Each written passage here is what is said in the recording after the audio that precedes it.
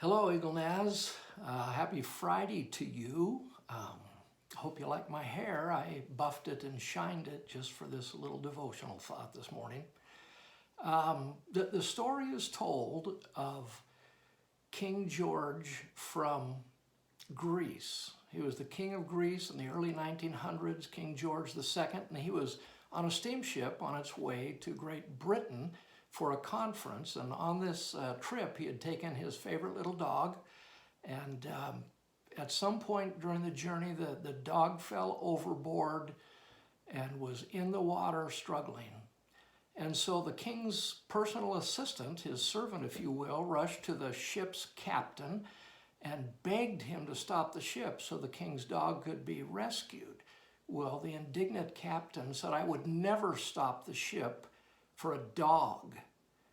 Well, thinking quickly, the king's servant said, "Well, would you stop it for a man?" And he said, "Of course I would. I would stop the ship for a man overboard." Well, the king's personal assistant, his servant, rushed to the side and fell off intentionally into the water, forcing the ship's captain to stop the ship. The king's servant was rescued along with the dog. Great story, great illustration. It's exactly what Jesus did for us.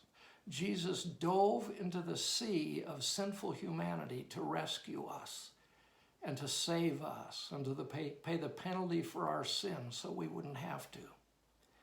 On the night that Jesus was arrested and betrayed, earlier that evening he had hosted a meal for his friends, for his followers.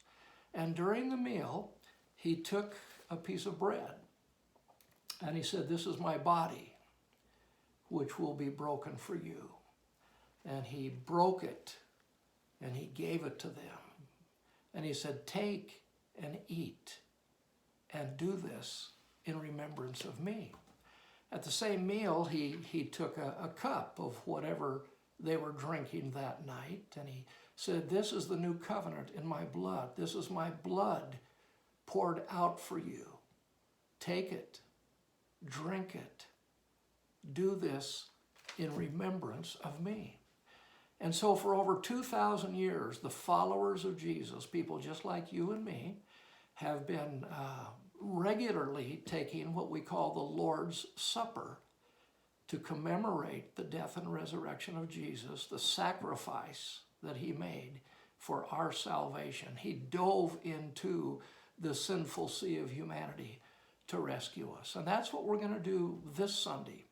Pastor Tim has asked me to preach this Sunday, and we're going to build the whole service around communion, the breaking of bread, the taking of the cup. And we're going to talk a lot about that and what it represents and what it means. And so if you're watching online this Sunday, I hope you'll have some wafers or bread or crackers ready and have some juice ready so you can participate with us. And if you're going to be attending the service this Sunday like I am while I'm preaching, because that's where I'm going to be preaching at Eagle Naz Church, we'll be prepared to honor all of the safety protocols and everything to take communion. But this is a beautiful opportunity. Sometimes it's called the Mass, sometimes it's called Eucharist, sometimes it's called Holy Communion, sometimes it's called the Lord's Supper or the Lord's Table. We're going to talk about all those definitions and what they mean and what they represent. And then we're going to do what Christians have been doing for 2,000 years. We're going to obey the command of our Master to do this in remembrance of him. I hope that you'll join us this Sunday. Hope you have a wonderful weekend. God bless you. We'll see you hopefully sooner rather than later.